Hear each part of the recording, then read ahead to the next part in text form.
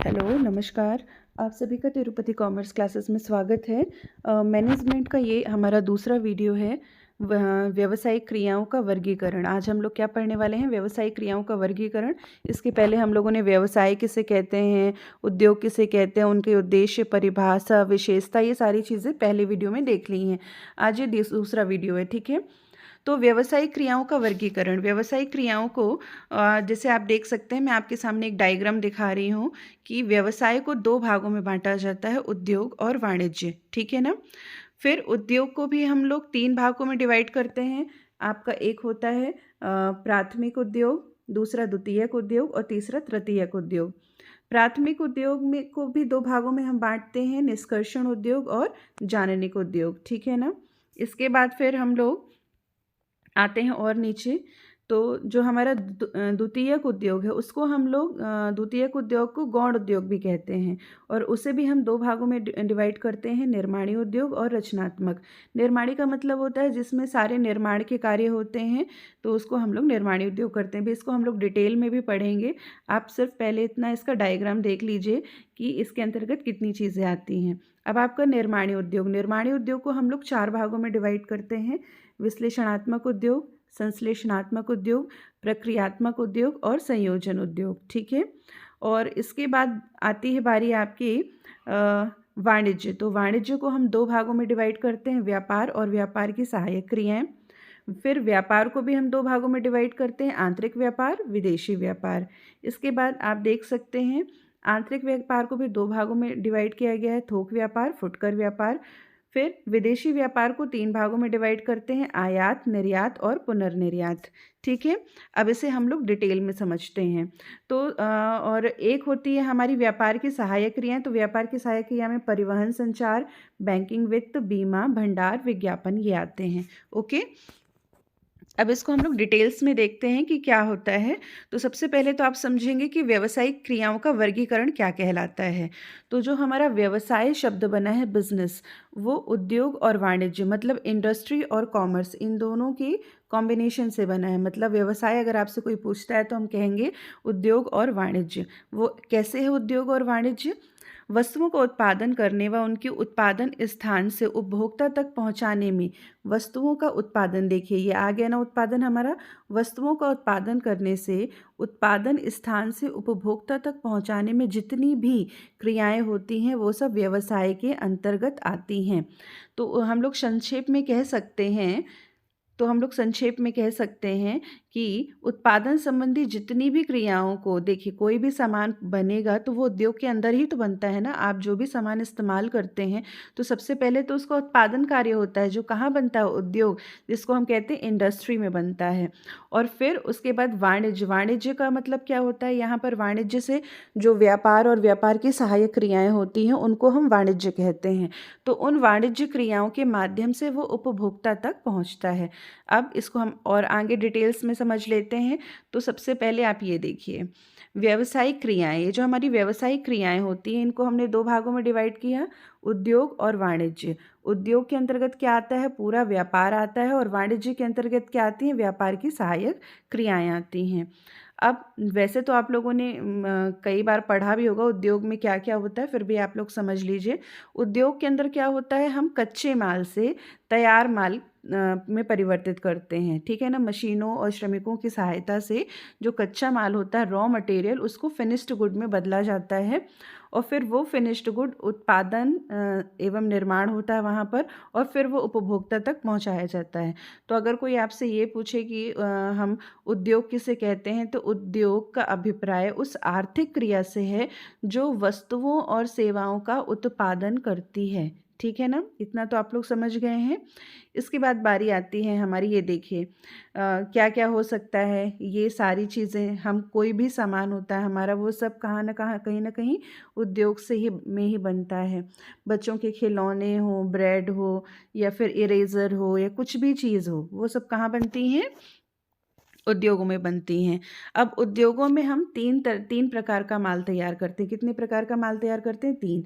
जो हमारा फर्स्ट होता है उद्योग में जो माल तैयार किया जाता है वो है उत्पादक माल एवं पूंजीकृत माल। उत्पादक माल और पूंजीकृत माल किसे कहते हैं? जिन वस्तुओं को दूसरे उद्योगों द्वारा उत्पादन के लिए प्रयोग लिया जाता है उन्हें उत्पादक वस्तुएं कहते हैं। ठीक है ना? मतलब आप जो भी सामान बना रहे हैं वो किसी और उद्योग का क्या होगा?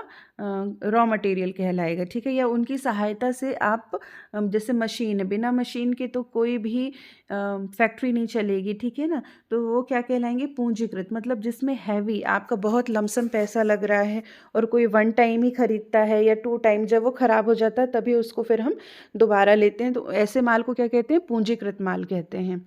फिर दूसरा क्या होता है? उपभोक्ता माल। उपभोक्ता माल क्या होता है? इन वस्तुओं को सीधे उपभोग में लाया जाता है और इनकी जो एक टाइम, कंज्यूमर टाइम रहता है वो कम होता है। जैसे डबल रोटी आपने देखा होगा, जो ब्रेड होती है इसका 3 डेज़ का साइकिल होता है, 3 दिन बाद ये क्या ख़राब हो जाती है।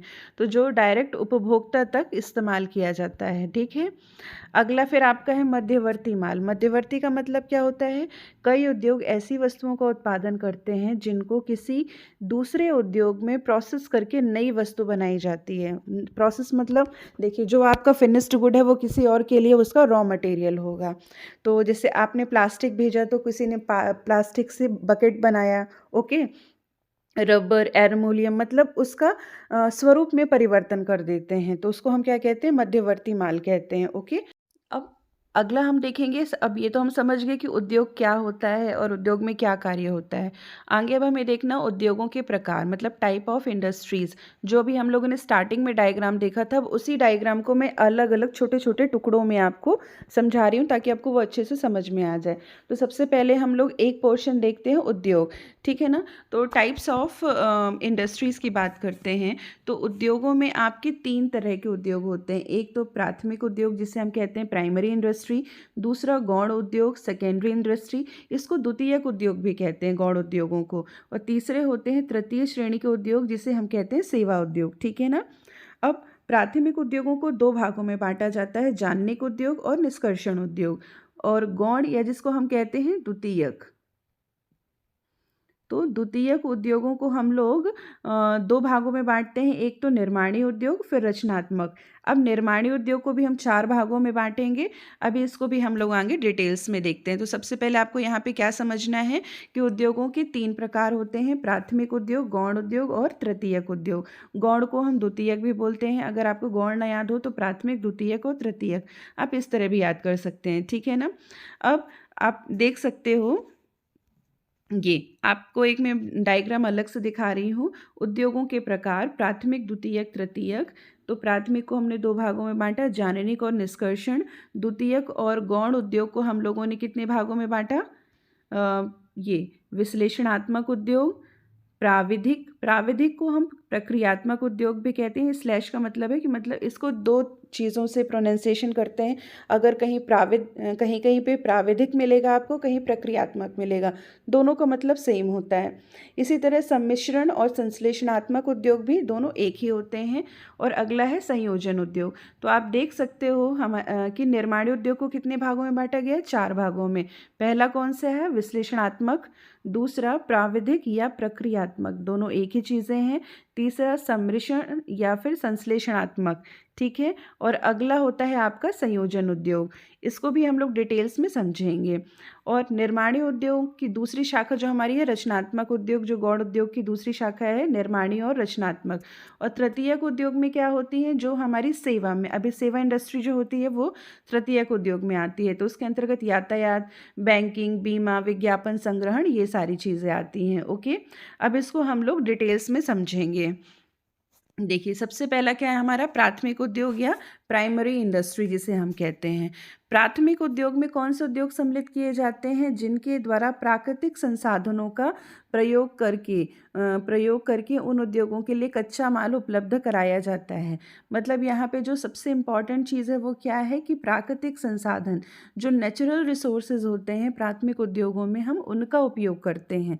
ठीक है ना? नेचुरल मतलब जो भगवान ने दिए हैं, जो प्रकृति प्रदत्त हैं, उन्हें हम कहते हैं प्राकृतिक संसाधन, नेचुरल रिसोर्सेज। ठीक है है ना। इसका अभिप्राय उस उद्योग से है जो अशोधित कच्चे माल का उत्पादन करता है जिससे तैयार उत्पाद बनाया जाता है। अब आपने देखा है कि प्राथमिक को हमने दो भागों में डिवाइड किया था। पहला है जाननिक उद्योग। तो जाननिक का मतलब क्या होता है, यहाँ पर जाननिक उद्योग से मतलब पशुओं और वनस्पति की जो नस्ल होती है उसमें सुधार करना और उपयोगी बनाना। तो पशु में क्या आता है, पशुपालन, मुर्गी पालन, पौधारोपण, ये जो नर्सरी वगैरह होती है, आपने देखा होगा कि गुलाब की कलमों से कई तरह के गुलाब के फूल तैयार किए जाते हैं, है ना। तो वहाँ पे वो पूरा प्लांट नहीं लगाते हैं, कलम वगैरह कर करके पौधारोपण करते हैं, नए पौधे तैयार करते हैं। पशुपालन में आप देख सकते हैं डेयरी फार्म्स जो होते हैं, मुर्गी पालन, ये सब किसके अंतर्गत आते हैं, जाननिक उद्योग के अंतर्गत आते हैं। तो आपको ये याद रखना है, जाननिक में किन आपको सिर्फ दो चीज़ें, एक पशु और वनस्पति की नस्लों में सुधार करते हैं, इनको हम क्या कहते हैं, जाननिक उद्योग कहते हैं। ये प्राथमिक उद्योग का पहला हिस्सा है। इसके बाद बारी आती है हमारी, ये देखिए, आप ये देख सकते हो, ये है जाननिक उद्योग। ये मुर्गी पालन यहाँ पे हो रहा है, ये देखिए मुर्गी है ना, पोल्ट्री फार्म जिसे हम कहते हैं। दूसरा होता है हमारा इसके बाद निष्कर्षण उद्योग। निष्कर्षण का मतलब क्या होता है, निष्कर्षण से मतलब है कि पृथ्वी, जल, वायु से कोई पदार्थ को निकालना। निष्कर्षण उद्योग के अंतर्गत ऐसे उद्योगों को लेता है जहाँ पर पृथ्वी मतलब जो हम अर्थ जिसमें रह रहे हैं, जल से, मिट्टी से, वायु से कोई भी पदार्थ निकालना, जैसे खान व कुओं से लोहा, कोयला, लोहा, गैस, तेल, या खुली खान से पत्थर, या फिर कृषि के अनाज या अन्य वस्तुएं। मतलब देखिए, अभी मैं आपको एक चीज़ और बताऊं, जाननिक में क्या था हमारा, पौधारोपण मतलब प्लांटेशन करना। लेकिन अगर बात आती है खेती की, है ना, कि हमको जब फसल उगाना है, मतलब बहुत लमसम करना है, तो वो किसके अंतर्गत आएगा, कृषि और अनाज किस में आते हैं, निष्कर्षण उद्योग में आते हैं। और निष्कर्षण इसके नाम से ही पता चलता है, मतलब कोई भी चीज़ खोद के निकालना, ज़मीन के अंदर से निकालना। आपको पता होगा जो कोल माइंस वगैरह होती हैं, तो ये यहाँ पे क्या है कि जो प्रकृति प्रदत्त चीज़ें हैं, अब ये अगर आप कोई ज़मीन खोदोगे तो उससे जो भी चीज़ें निकलेंगी वो प्रकृति की देन है। तो निष्कर्षण उद्योग में क्या होता है, पृथ्वी, जलवायु से कोई भी पदार्थ निकालना। ये देखिए, ये हमारी क्या बनी हुई है, ये एग्जाम्पल है। देखिए निष्कर्षण उद्योग का ये क्या है, एक माइंस की फ़ोटो है जिसमें खनन का कार्य चल रहा है, ठीक है ना। सेकेंड है हमारा गौण उद्योग। अभी आप लोगों ने समझ गया कि प्राथमिक उद्योग को कितने भागों में हमने बांटा है, जाननिक उद्योग, ये रहा जाननिक उद्योग जिसमें मुर्गी पालन ये सारी चीज़ें आती हैं, पशुपालन, पौधारोपण, और दूसरा है हमारा निष्कर्षण उद्योग, ठीक है ना। अगला आता है हमारा गौण उद्योग है जिसे हम द्वितीयक उद्योग भी कहते हैं। तो इसका अभिप्राय उस उद्योग से है जो प्राथमिक उद्योग द्वारा उत्पादित कच्चे माल का प्रयोग करता है और उसे तैयार माल में परिवर्तित करता है। अब देखिए, जो द्वितीयक उद्योग में का कच्चा माल क्या रहता है, जो प्राथमिक माल उद्योग का फिनिश्ड गुड रहेगा वो द्वितीयक उद्योग का क्या होगा, रॉ मटेरियल कहलाएगा। ओके, तो दोनों एक दूसरे से कनेक्टेड हैं। अब आगे समझते हैं कि गौण उद्योग के अंतर्गत पहले से उत्पादित वस्तुओं का प्रयोग करके वस्तुओं का निर्माण, जैसे देखिए अब हम ये कैसे होता है, जैसे कपास का उत्पादन, कपास कहाँ होती है, खेती से हम लोग कपास निकालते हैं, तो ये प्राथमिक उद्योग की क्रिया है कि नहीं है। अब इस कपास से कपड़ा को बनाना, ठीक है ना, देखिए कपास से कपड़े को बनाना, तो ये क्या कहलाएगा, ये हमारा कहलाएगा गौण उद्योग, ठीक है। और ये कपास किसका था, ये प्राथमिक उद्योग का उदाहरण था कि नहीं। तो एक मतलब जो प्राथमिक उद्योग का फिनिश्ड गुड है वो क्या कहलाएगा, द्वितीयक उद्योग का रॉ मटेरियल कहलाएगा, ठीक है ना। तो आई होप सो आपको समझ में आ गया होगा। अब हम लोग जो हमारा गौण उद्योग है, अब गौण उद्योग को भी दो भागों में बांटते हैं। एक तो होता है हमारा निर्माणी उद्योग जिसे हम कहते हैं मैन्युफैक्चरिंग इंडस्ट्री, नाम से पता चल रहा, निर्माणी मतलब कोई भी चीज़ का निर्माण करना। निर्माणी उद्योग को चार भागों में हम डिवाइड करते हैं। सबसे पहले आप समझिए निर्माणी उद्योग क्या होता है। तो निर्माणी उद्योग का अभिप्राय जिसमें कच्चे माल क्या है, रॉ मटेरियल, कच्चे माल या फिर अर्धनिर्मित माल या सेमी फिनिश्ड गुड को मानव व मशीनों की सहायता से तैयार माल में परिवर्तित किया जाता है, ठीक है ना। देखिए आपके पास रॉ मटेरियल आएगा जो कि कहाँ का रहेगा, प्राथमिक उद्योग से का फिनिश्ड गुड आपका रॉ मटेरियल, ठीक है। तो रॉ मटेरियल या वो पूरा रॉ मटेरियल भी हो सकता है, अर्धनिर्मित मतलब आधा बना हुआ, उससे फिर आप उसको एक नए माल में कन्वर्ट करते हो, तो ये क्या कहलाता है? मैन्युफैक्चरिंग इंडस्ट्री होती है।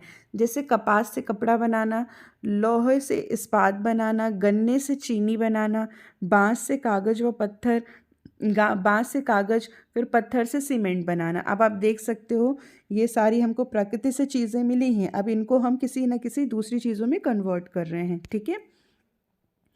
निर्माणी उद्योगों को भी देखिए 4 भागों में डिवाइड किया गया है। पहला है विश्लेषणात्मक उद्योग। विश्लेषणात्मक उद्योग, इसका मतलब क्या होता है? इसके अंतर्गत एक वस्तु से अनेक प्रकार की वस्तुओं का उत्पादन किया जाता है। विश्लेषणात्मक कहते हैं ना, किसी चीज़ की विश्लेषणा करना, बहुत लंबा एकदम हर चीज़ उसका डिटेल में बताना। तो एक वस्तु है, उससे कई चीज़ें निकालना। दे आप लोगों ने सुना होगा जो कच्चा तेल निकलता है ज़मीन के अंदर से, पेट्रोलियम वगैरह, तो जब उसको क्लीन किया जाता है कच्चे तेल को, जो हम लोग गाड़ियों में इस्तेमाल करते हैं पेट्रोल व डीज़ल, तो जब उसकी क्लीनिंग चलती है तो कई चीज़ें उससे निकलती हैं। गैस निकलती है, और क्या कहते हैं, ग्रीस निकलती हैं, कई तरह की पेट्रोल, डीज़ल, गैसोलीन, ये सारी चीज़ें होती हैं। तो एक कच्चे तेल से कितनी चीज़ें निकली देखिए, पेट्रोल, डीज़ल, गैसोलीन और भी बहुत सारी चीज़ें निकलती हैं। मतलब जब एक ही प्रकार की वस्तु से अनेक प्रकार की वस्तुओं का उत्पादन हो तो वो क्या कहलाएगा? विश्लेषणात्मक उद्योग कहलाएगा। फिर प्राविधिक उद्योग, प्राविधिक में क्या आते हैं?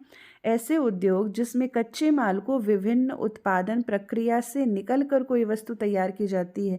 मतलब यहाँ पे प्रोसेसिंग होती है, उसका स्टेप होता है। मतलब पहले एक प्रक्रिया से गुजरेगी, फिर दूसरे प्रक्रिया में जाएगी, फिर तीसरे में जाएगी, और फिर उसके बाद उसका फिनिश्ड गुड बनता है, ठीक है? इसका सबसे अच्छा उदाहरण पता है क्या होता है? गन्ने से चीनी तैयार करना। देखिए, पहले हम लोग खेतों से गन्ने लाते हैं, फिर उसकी कटाई छटाई होती है, फिर उसका रस निकाला जाता है, फिर उसमें कई केमिकल्स मिलाए जाते हैं, फिर उसके बाद चीनी का निर्माण होता है, ठीक है ना? जो इसको हम कहते हैं शक्कर। इसके बाद है हमारा, वेट अ मिनट,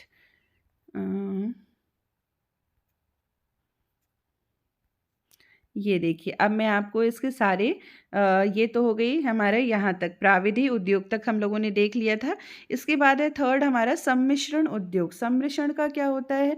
इसके अंतर्गत अनेक कच्चे माल को मिलाकर एक नया माल बनाया जाता है। जैसे चूना, पत्थर, जिप्स, कोयला, इन सबको मिलाते हैं तो क्या बनती है? सीमेंट बनती है। मतलब हमने आपको ढेर सारे एसेसरीज दे दिए, आपको उनको सबको इकट्ठा करना है और उससे कोई एक चीज़ तैयार करनी है। इसको कहते हैं सम्मिश्रण। देखिए, इसके नाम से पता चल रहा है, सम्मिश्रण मतलब बहुत सारी चीज़ों को मिला के कोई एक चीज़ को बनाना, ठीक है? अब ये देख सकते हैं इन सभी के अलग अलग एग्जाम्पल हैं। ये पहला है हमारा, ये सारी इंडस्ट्री दिखी हुई है। देखिए, ये प्रोसेसिंग इंडस्ट्री, ये गन्ना बन रहा है यहाँ पर, ठीक है? फिर संयोजक, और ये सभी का असेंबलिंग। संयोजक इंडस्ट्री का मतलब क्या होता है? Assembling industry. इसके अंतर्गत cycle, radio, television, computer, scooter, ये सारी चीज़ें होती है। मतलब इसमें पुर्जे पुर्जे लिए जाते हैं और उन सबको असेंबल किया जाता है। जैसे कंप्यूटर होता है ना, आप लोग ने सुना होगा बहुत सारे लोग पीसी असेंबल करवाते हैं। मतलब मॉनिटर किसी और कंपनी का, सीपीयू किसी और कंपनी का, मतलब हार्ड डिस्क किसी और की, फिर वो सब इकट्ठा करके और फिर एक नया पूरा पीसी तैयार करते हैं। मतलब इसी तरह से साइकिल आपने देखा होगा, उसमें कई कलपुर्जे रहते हैं। मतलब वो टायर किसी और से लेके आ रहे हैं, चेन किसी और से लेके आ रहे हैं, हैंडल किसी और से। उनका काम क्या है कि उन सबको जोड़ के वो एक साइकिल बना देते हैं। तो ये कहलाती है हमारी असेंबलिंग इंडस्ट्री कहलाती है। तो अब आपको समझ में आ गया होगा कि ये 4 तरह के होते हैं, ठीक है ना? ये इनके बने हुए हैं, और जो इनके नामों में आप कंफ्यूज मत होइएगा, उसके लिए बेस्ट होता है कि आप उनके इंग्लिश नेम जो होते हैं उनको अच्छे से देख लीजिए, ठीक है ना? क्योंकि इंग्लिश नाम सभी के एक ही रहते हैं इंग्लिश में। दूसरा हमारा आता है रचनात्मक उद्योग। रचनात्मक, इसके नाम से ही पता चल रहा है, रचना करना, ठीक है ना? इन उद्योगों में दूसरे उद्योगों द्वारा उत्पादित वस्तुओं का प्रयोग करके रचनात्मक कार्य किए जाते हैं, ठीक है ना? रचनात्मक, एक चीज़ और भी, ये स्थायी प्रकृति के होते हैं। और रचनात्मक में जो भी आप कार्य कर रहे हो, आपको वहीं जाके काम करना होता है। इसमें कंस्ट्रक्शन इंडस्ट्री जो होती है, जैसे आपका पुल बनाना, ठीक है ना, ब्रिज का निर्माण करना, पुल हो गए, रोड हो गई, ठीक है ना, या फिर कोई बिल्डिंग हो गई। तो अब आप मुझे बताइए कि आपको ब्रिज बनाना है, पुल बनाना है, तो आप क्या कहीं पहले फैक्ट्री में तैयार करोगे फिर उसको जाके वहाँ पे रखोगे? नहीं। जहाँ पे भी हमें पुल बनाना होता है हमें वहीं पे जाके कार्य करना होता है। इसको बोलते हैं कंस्ट्रक्टिव इंडस्ट्री। ठीक है। एंड थर्ड है हमारा तृतीयक उद्योग। इसको हम क्या कहते हैं? सेवा उद्योग भी बोलते हैं। इसे हम क्या कहते हैं? सेवा उद्योग। इसके नाम से आपको पता चल जाएगा, सेवा उद्योग। इसमें आपकी यातायात, बैंक, बीमा, संग्रहण, ये सारी चीज़ें आती हैं। मतलब ये जो हमारे दो उद्योग हैं, प्राथमिक और द्वितीयक, उसमें जो बना माल होता है वो उपभोक्ता तक कैसे पहुंचेगा, ठीक है ना। और उस वहाँ पे भी जो इंडस्ट्री है, देखिए आप कच्चा माल लाएंगे तो आपको यातायात साधन चाहिए, बैंक की सहायता से फंड चाहिए, आप अपना जो सामान बना रहे हैं वो कहीं चोरी ना हो जाए, आग ना लग जाए, ख़राब ना हो जाए, तो उसका इंश्योरेंस भी चाहिए। वो सामान मार्केट में बिके उसके लिए आपको विज्ञापन भी चाहिए। और पूरा बने हुए सामान को रखने के लिए आपको कहीं ना कहीं गोडाउंस की भी ज़रूरत होती है कि नहीं होती है? तो वो उसके लिए आपको संग्रहण उद्योग भी चाहिए। ओके। अब इसके बाद आती, ये तो हो गया हमारे तीनों चीज़ें। इसमें अब ये देख सकते हैं हमारा, इसमें कुछ बाधाएं भी होती हैं, ठीक है ना। जो तृतीयक उद्योग होते हैं तो ये बाधाओं को दूर करते हैं। कैसे दूर करते हैं? एक तो होता है, देखिए हमारा वस्तुओं को एक स्थान से दूसरे स्थान पर ले जाने की जो बाधा होती है इसे यातायात द्वारा सुलझाया जाता है। वित्त की बाधा कौन दूर करता है? बैंक दूर करता है। जोखिम की बाधा कौन दूर करता है? बीमा दूर करता है। संदेश वाहन की बाधा विज्ञापन दूर करता है। माल के स्टॉक की बाधा संग्रहण दूर करता है। अगर इसको कई बार घुमा के भी क्वेश्चंस पूछे जा सकते हैं कि वित्त की बाधा को कौन सी इंडस्ट्री दूर करती है, आपको 4 ऑप्शन दे दिए जाएंगे, बैंकिंग, बीमा, उद्योग, संग्रहण। तो आपको चूज़ करना है बैंकिंग। इस टाइप में मतलब आपको क्वेश्चन कैसे भी घुमा के दिया जा सकता है, वो आपको पता होना चाहिए कैसे उसको सॉल्व करना है, ठीक है ना। अगला है आपका वाणिज्य। वाणिज्य का मतलब क्या होता है? वाणिज्य का मतलब है उन समस्त क्रियाओं के योग से है जो वस्तुओं और सेवाओं के आदान प्रदान में उत्पन्न होने वाले व्यक्ति, स्थान, समय, जोखिम, वित्त व सूचना की बाधाओं को दूर करने के लिए किया जाता है। ये क्या कहलाता है? हमारा वाणिज्य कहलाता है। ठीक है। जितनी भी ये सारी एक उत्पादक से उपभोक्ता तक सामान को पहुंचाने में जितनी भी बाधाएं आती हैं उन सबको दूर करने का काम कौन करता है? वाणिज्य करता है। ठीक है ना। तो अब इसके बाद बारी आती है, देखिए, हाँ, वाणिज्य। वाणिज्य को भी हम दो भागों में बांटते हैं। पहला है हमारा व्यापार और दूसरा है व्यापार की सहायक क्रियाएं। ठीक है। ये देखिए सॉरी, वाणिज्य को भी हमने ये पूरा एक डायग्राम बना दिया है। व्यापार, व्यापार की सहायक क्रियाएं। व्यापार को भी हम दो भागों में डिवाइड करते हैं, देसी व्यापार, विदेशी व्यापार। ठीक है ना। देसी व्यापार को 3 भागों में डिवाइड किया जाता है, स्थानीय व्यापार, राज्यीय व्यापार और राष्ट्रीय व्यापार। इसी तरह विदेशी व्यापार को भी आयात व्यापार, निर्यात, पुनर्निर्यात। और ये हमारी व्यापार की सहायक क्रियाएं हैं, बैंकिंग, बीमा, संग्रहण, मध्यस्थ, परिवहन एवं संदेश वाहन। ठीक है ना। अब देखिए मैं आपको इसको इसी में समझा देती हूँ क्योंकि ये आप लोगों ने बहुत बार 9, 10, 11, 12 सभी में पढ़ा, बहुत ईजी चीज़ है। देखिए व्यापार क्या होता है, सबसे पहले तो आप व्यापार को समझिए। व्यापार को हमने दो भागों में बांटा, एक तो होता है देशी व्यापार, दूसरा विदेशी। देशी व्यापार क्या होता है? जो एक देश की सीमा के अंदर किया जाता है। जैसे हम भारत में रहते हैं तो आप भारत के अंदर रहकर किसी भी राज्य में, किसी भी शहर में जो भी व्यापार करते हो वो क्या कहलाएगा? हमारा देशी व्यापार कहलाएगा। विदेशी में क्या है? एक देश की सीमा से बाहर दूसरे देश के साथ जब हम कोई व्यापार करते हैं तो वो क्या कहलाता है? विदेशी व्यापार। देखिए जैसे कि भारत अगर कोई व्यापार अमेरिका वालों से करता है ना, तो ये क्या कहलाएगा? हमारा विदेशी व्यापार कहलाएगा। ठीक। अब देसी व्यापार को समझते हैं। देसी व्यापार को 3 भागों में डिवाइड किया जाता है।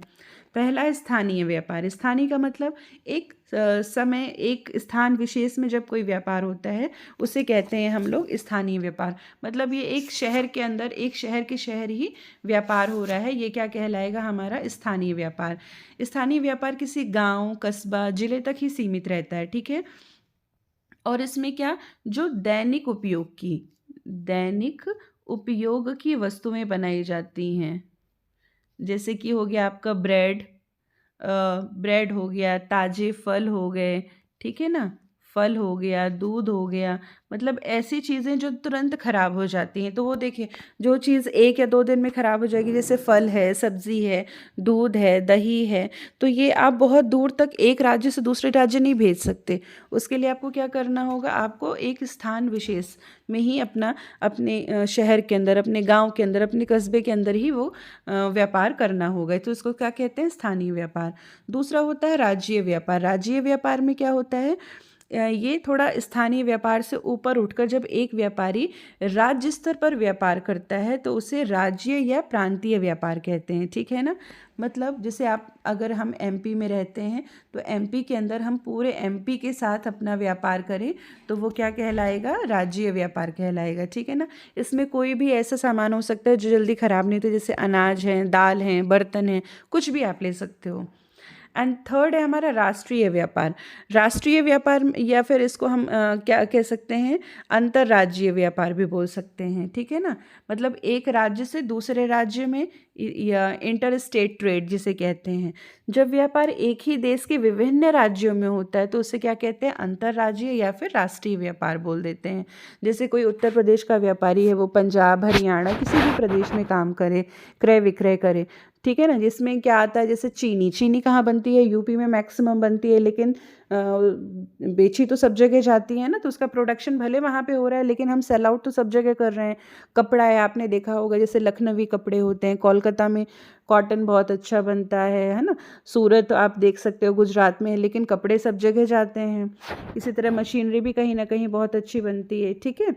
तो ये हमारे क्या हो गया, स्थानीय, राज्यीय और राष्ट्रीय व्यापार। आई होप सो ये तीनों चीज़ें आपको बहुत अच्छे से समझ आ गई हों, ठीक है। अब इसके बाद बारी आती है विदेशी व्यापार। विदेशी व्यापार को भी हम 3 भागों में डिवाइड करते हैं। एक तो होता है आयात व्यापार, ठीक है, दूसरा निर्यात और तीसरा पुनर्निर्यात। आयात व्यापार में क्या होता है, जब एक देश का व्यापारी दूसरे देश के व्यापारी से माल को क्रय करता है, ठीक है, तो इसे क्या कहते हैं, आयात। जैसे मान के चलिए, भारत ईरान से पेट्रोलियम खरीदता है, क्या खरीदता है, पेट्रोलियम खरीदता है ना, तो इसे हम क्या बोलेंगे, इसे हम कहेंगे आयात का व्यापार, ठीक है। जब आप दूसरे देश से अपने खुद कुछ खरीदते हो, मतलब आप क्या हो, यहाँ पर आप क्रय कर रहे हैं दूसरी देश से, तो आप आयातक हैं। और जब आप सेलर होते हो, जब आप बेचते हो किसी और कंट्री को अपना सामान, जैसे आप अपने यहाँ का जो कॉटन का कपड़ा है वो आप अमेरिका में सेल आउट कर रहे हैं, तब हम क्या होते हैं, निर्यातक होते हैं, ठीक है। और पुनर्निर्यातक व्यापार किसे कहते हैं, जब एक देश द्वारा माल किसी अन्य देश से आयात करके किसी तीसरे देश को निर्यात कर दिया जाता है, तो ऐसे व्यवहार को हम क्या बोलेंगे, पुनः निर्यात व्यापार बोलते हैं, ठीक है। तो अब इसके बाद बारी आती है हमारी व्यापार की सहायक क्रियाओं की। तो जैसे कि इसके नाम से पता है कि इसका अभिप्राय उन क्रियाओं से होती है जो व्यापार में आने वाली विभिन्न बाधाओं को दूर कर देती है, ठीक है ना। देखिए, जैसे कि क्या होती है, हमारी वित्त की बाधा कौन दूर करेगा, बैंक करेगा, ठीक है ना। सूचना की बाधा कौन दूर करता है, विज्ञापन दूर करता है। फिर इसके बाद हमारी समय की बाधा को कौन दूर करता है, संग्रहण दूर करता है। जोखिम की बाधा को कौन दूर करता है, बीमा दूर कर देता है हमारी, ठीक है ना। और व्यक्तियों की बाधा को मध्यस्थ। ये मेक इन इंडिया आप सभी ने खूब सुना होगा इस समय। मोदी जी बहुत मेक इन इंडिया ढेर एडवर्टाइजमेंट आता है। तो ये मेक इन इंडिया है क्या, कभी आप लोगों ने इसके बारे में सोचा है। देशी एवं बहुउद्देशीय कंपनियों को भारत में निर्माण कार्य प्रोत्साहित करने हेतु भारत सरकार ने 25 सितंबर 2014, कौन सी डेट को, 25 सितंबर 2014, ठीक है ना, 25 सितंबर 2014 को मेक इन इंडिया की पहल की गई थी। तो एक क्वेश्चन ये आपसे बन सकता है कि मेक इन इंडिया की पहल कब की गई थी, तो 25 सितंबर 2014 को की गई थी, ठीक है ना। और इसमें कितने क्षेत्रों को लिया गया था, तो 25 चयनित क्षेत्रों को लिया गया था। किस वजह से, रोजगार सृजन और कौशल विकास को बढ़ावा देने के लिए। मतलब ये मेक इन इंडिया एक प्रोजेक्ट था जो इंडियन गवर्नमेंट ने 25 सितंबर 2014 को लॉन्च किया था। और इसमें 25 सेक्टर रखे गए थे। और देशी मतलब जो नेशनल कंपनी है और मल्टीनेशनल, दोनों को एक तरह से इनवाइट किया गया था कि आप इसमें जो भी इन्वेस्टमेंट करना चाहते हैं वो कर सकते हैं, ओके। तो इनमें ये 25 क्षेत्र कौन कौन से हैं, चलिए ये हम देख लेते हैं। तो इसमें जो हमारे 25 क्षेत्र हैं वो ये हैं। पहला है आपका ऑटोमोबाइल्स, ऑटोमोबाइल कलपुर्जे, विमानन, जैव प्रौद्योगिकी, रसायन, विनिर्माण, रक्षा, विद्युत मशीनरी, इलेक्ट्रॉनिक तंत्र, खाद्य प्रसंस्करण, सूचना प्रौद्योगिकी एवं व्यापार प्रक्रिया प्रबंधन, मीडिया एवं मनोरंजन, खनन, तेल एवं गैस, औषधि, बंदरगाह एवं जहाज रानी, रेलवे, नवीनकरणीय योजना, सड़क, राजमार्ग, अंतरिक्ष एवं खगोल विज्ञान, वस्त्र परिधान, तापीय शक्ति, पर्यटन एवं मेहमानदारी, कल्याण और आपका चमड़ा उत्पादन। तो आप ये देख सकते हैं कि लगभग सारे ही सेक्टर्स को इसमें इंक्लूड कर लिया गया है, कुछ भी नहीं बचा है। तो ये हमारा मेक इन इंडिया का फॉर्मेट है, ठीक है, जो आप देख सकते हैं। मेन आपको इसमें क्या ध्यान रखना है, इसका डेट, ये कब लॉन्च किया गया था और इसमें कितने क्षेत्रों को रखा गया है, ठीक है ना। पहला टॉपिक दिया गया है हमको सिलेबस में फर्स्ट, उसका लास्ट, व्यावसायिक जोखिम, प्राकृतिक एवं कारण, ठीक है ना। जो व्यवसाय में देखिए, जब आप व्यवसाय कर रहे हैं तो बिजनेस में रिस्क भी बहुत सारे होते हैं। तो वो रिस्क कुछ प्राकृतिक कारणों से होते हैं और कुछ नेचुरल कारणों से होते हैं, ठीक है ना। तो जोखिम व्यवसाय की एक मुख्य विशेषता है। व्यवसाय में इस विशेषता के पाए जाने के कारण व्यवसाय की क्रियाओं का भविष्य में लगातार चल रहे रहना भविष्य में अनिश्चित होता है। अनिश्चितता जोखिम की जन्मदाता है। कल क्या होने वाला है इसके विषय में कोई कुछ नहीं कर सकता है, ठीक है ना। उपभोक्ताओं की रुचि में अचानक परिवर्तन आ सकता है, बिक्री में कमी हो जाएगी, अनेक प्रतियोगी फर्म आ सकती हैं, लाभ में गिरावट हो सकता है, स्टॉक किए गए माल के भाव में गिरावट हो सकती है, श्रमिकों की हड़ताल हो सकती है, भूकंप आ सकता है, चोरी हो सकती है। ऐसी बहुत सारी हानियाँ होती हैं जिसे हम लोग व्यावसायिक हानि कहते हैं, ठीक है ना। कुछ राइटर्स हैं जिन्होंने इसकी कुछ डेफिनेशंस दी हैं। देखिए, जैसे व्हीलर ने क्या कहा है कि जोखिम हानि का संयोग है, यह किसी प्रतिकूल घटना के घटित होने की संभावना है। कुल मिलाकर देखिए, जो हानियाँ रहती हैं ना, ये किसी को पता नहीं होता है कि हमारे साथ अगले क्षण क्या होने वाला है। किसी में भी अपने यहाँ भविष्य देखने की क्षमता नहीं होती है। और एक हमारे यहाँ कहावत भी है कि more risk and more profit, जितना ज़्यादा रिस्क होगा उतना ज़्यादा प्रॉफिट होगा। तो ये कुछ व्यवसाय में हमारे जोखिम होते हैं। अब कुछ होते हैं जोखिम जो प्राकृतिक रूप से होते हैं, ठीक है ना, और कुछ होते हैं जो नेचुरल होते हैं। तो एक तो देखिए, जोखिम जो अनिश्चितताओं का परिणाम है। जोखिम अनिश्चितताओं का परिणाम है। अनिश्चितता मानवीय, व्यवसाय के, प्राकृतिक कोई भी हो सकती है। मानवीय जो होती है, जो मानव निर्मित होती है, उसमें हड़ताल या चोरी हो सकती है। व्यावसायिक अनिश्चितता, देखिए, मांग का गलत अनुमान, मूल्यों में परिवर्तन। हमने सोचा कुछ और था कि हो सकता है कि मतलब आप मान के चलिए, अगर कोई कपड़ा व्यापारी हैं तो आपने सोचा कि इस समय ये फैशन चल रहा है, इसके अकॉर्डिंग हम ऐसी ड्रेस बना लेते हैं। पता चला कि उसकी जो मांग है वो हुई ही नहीं, तो हमारा पूरा स्टॉक डंप हो गया, ठीक है ना। और तीसरी होती है प्राकृतिक अनिश्चितता। प्राकृतिक में देखिए, भूकंप है, सूखा है, हिमपात है, महामारी है, इससे कोई नहीं बच सकता। अब जैसे आपने देखा होगा कि 2019 में जब हमारे यहाँ कोरोना 19-20 में कोरोना आया, तो किसी को पता था क्या कि पहले कोरोना आने वाला है। कंपनियां तो पहले तब भी उद्योग धंधों में काम चलता रहा होगा, प्रोडक्शन हुआ होगा, माल बना होगा, लेकिन जब लॉकडाउन लगा तो वो सबका माल डंप हो गया, है ना। ये अनिश्चितता होती है, उससे लोगों को कितना नुकसान हुआ। बहुत सारी इंडस्ट्री तो बंद भी हो गई, बहुत लोग कर्जे में डूब गए। तो ये अनिश्चितताएं रहती हैं जो व्यापार का जोखिम है, जो कोई नहीं जानता। तो व्यापार के जोखिम 3 तरह के हैं। एक तो मानव निर्मित, मानवीय अनिश्चितता, जिसमें हड़ताल, चोरी है। ये जो वहाँ के वर्कर्स होते हैं, देखिए, चोरी तो कोई इंसान ही करेगा। और व्यावसायिक अनिश्चितता, जैसे जो अपने आप मार्केट से अगर कोई परिवर्तन हो रहा है, ठीक है। और एक होती है आपकी प्राकृतिक अनिश्चितता, ठीक है। तो ये हमारी हो गई अनिश्चितताएं। अब इसके बाद देखिए, इनकी कुछ विशेषताएं हैं व्यावसायिक जोखिमों की। पहली, जोखिम भविष्य की अनिश्चितताओं का प्रतिफल है। सीधी सी बात है, भविष्य में क्या अनिश्चित है, ये जो क्या होने वाला है, ये उसका प्रतिफल होता है, ठीक। फिर लाभ जोखिम का प्रतिफल, मैंने जैसे अभी बताया, more risk and more profit. आप जितना ज़्यादा रिस्क उठाएंगे उतना ज़्यादा आपको लाभ होगा। अगर कोई व्यक्ति रिस्क लेगा ही नहीं, अगर वह हमेशा सेफ जोन में रहेगा, तो उसको ज़्यादा से ज़्यादा लाभ कैसे होगा, ठीक है। फिर जोखिम की सर्वव्यापकता, ऐसा कोई भी क्षेत्र नहीं है जहाँ पर जोखिम ना हो। ऐसा ज़रूरी नहीं कि सिर्फ व्यवसाय में ही जोखिम होगा, जोखिम हर जगह होता है। हमारे साथ अगले पल क्या हो जाएगा, किसी को उसकी कोई भी संभावना नहीं रहती है। ठीक है। व्यवसाय का आकार का जोखिम पर प्रभाव। देखिए, अगर आपका व्यवसाय छोटे स्तर का है तो जोखिम का अलग प्रभाव होगा, अगर बड़े स्तर का है तो अलग होगा। आपने मार्केट से कितना पैसा उधार ले रखा है तो उसका अलग प्रभाव होगा। आप किस चीज़ के लिए कितने तैयार हैं उसका अलग प्रभाव होगा। ठीक है।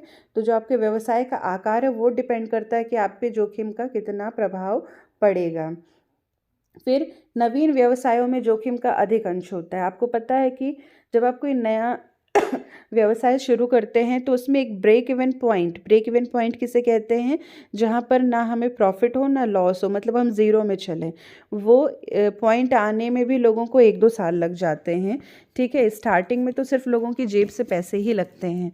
तो मतलब अगर आप कोई नवीन व्यवसाय शुरू कर रहे हैं तो सीधी सी बात है कि उसमें जोखिम का तत्व अधिक होगा। ठीक है। परिवर्तनशील स्थिति का जोखिम पर प्रभाव, मतलब जहाँ पर चीज़ें चेंज होती रहती हैं वहाँ पर अलग तरीके से प्रभाव पड़ेगा। और बाज़ार की स्थिति का जोखिम पर, मतलब बाज़ार में क्या चेंजेस हो रहे हैं वो भी डिपेंड करता है कि हमारे बिजनेस पे क्या इफ़ेक्ट डालता है। तो ये उसकी कुछ क्या हैं, विशेषताएं हैं जोखिमों की। ठीक है। इसके बाद है फिर काजेज ऑफ बिजनेस रिस्क, मतलब और क्या क्या कारण हो सकते हैं बिजनेस रिस्क के। तो 4-5 कारण हैं। देखिए, पहला एक तो प्राकृतिक कारण, जिसमें मैंने आपको बता ही दिया, भूकंप, बाढ़, तूफान, अतिवृष्टि, अनावृष्टि, आग, हवा, पानी, वर्षा, ये सारी चीज़ें आती हैं। ठीक। इसको भी कई भागों में डिवाइड किया गया है। पहला प्राकृतिक आपदा, प्राकृतिक में जो प्रकृति हम पे बरसाए, तो उसमें क्या होते हैं, भूकंप और ज्वालामुखी को मेन माना जाता है, जिसमें सबसे ज़्यादा जान माल की हानि होती है। जैसे आपने सुना होगा सुनामी आई थी, उसमें कितनी तबाही हुई थी। ठीक है। और जो समुद्री तट है वहाँ कोई ना कोई तो तूफ़ान आता ही रहता है, वहाँ उसकी वजह से बहुत सारी दिक्कतें होती हैं। फिर दूसरा होता है प्राकृतिक प्रकोप। इसमें क्या होता है, जैसे टिड्डियों का अटैक आपने बहुत सुना होगा इस समय है, और महामारी जैसे कोरोना आप सबने देख ही लिया है, जिससे मृत्यु दर में वृद्धि होती है। ये प्राकृतिक प्रकोप हैं।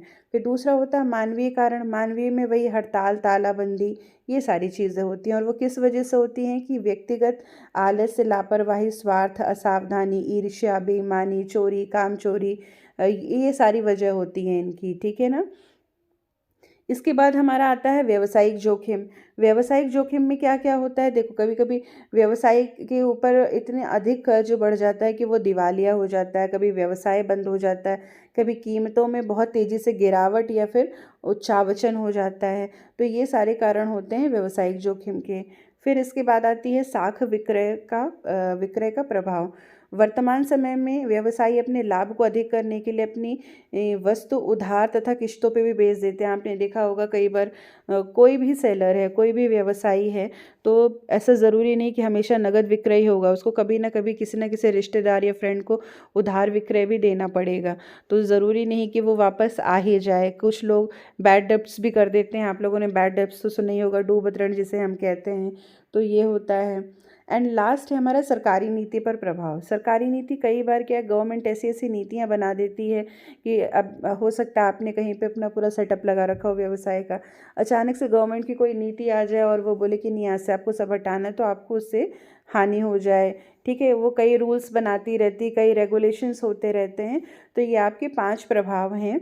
ठीक है ना। एक तो आपका प्राकृतिक कारण, मानवीय, व्यवसायिक कारण, साख विक्रय का प्रभाव और सरकारी नीतियाँ, ये 5 कारण होते हैं। आई होप सो ये आपको वीडियो पसंद आया होगा। इसमें हम लोगों ने सारे टॉपिक्स कवर कर लिए हैं। जो आपका जो पहला टॉपिक था वो पूरी तरह से कवर हो चुका है। अब इसका जो नेक्स्ट हम थर्ड पार्ट लेके आएंगे, थर्ड वीडियो, उसमें हम पूरे MCQs लाएंगे। इस चैप्टर से रिलेट करते हुए जितने भी MCQs हम ले सकते हैं, कोशिश करेंगे कि करीबन 50 या 60 MCQs हम लेके ही आएँ, ताकि आपके काफ़ी कुछ क्वेश्चंस इसमें से सॉल्व हो सकें। ठीक है ना। तो आई होप सो आपको ये टॉपिक बहुत अच्छे से समझ में आ गया होगा। आपको थ्योरी स्टार्टिंग में इसलिए पढ़ाई जा रही है ताकि आपके दिमाग में सारे कॉन्सेप्ट क्लियर हो जाएं। जब ये हमारी थ्योरी कंप्लीट हो जाएगी, साथ साथ में जैसे चैप्टर कंप्लीट होता है हम उसका MCQ भी ले रहे हैं। ठीक है ना। और जब ये सारा कंप्लीट हो जाएगा उसके बाद हम सिर्फ और सिर्फ प्रैक्टिस सेट पे चलेंगे और वही लगाएंगे। ठीक है ना। तो आई होप सो कि जनवरी लास्ट तक हम लोग मैनेजमेंट का पूरा कोर्स कंप्लीट कर लेंगे। और साथ में मैं कोशिश कर रही हूँ कि अब हम अकाउंट्स के पोर्शन को भी साथ में लेना शुरू कर दें। ओके। तो आई होप सो आपको ये समझ में आ गया है। Thank you for watching. Channel को सब्सक्राइब करें, लाइक करें, शेयर करें।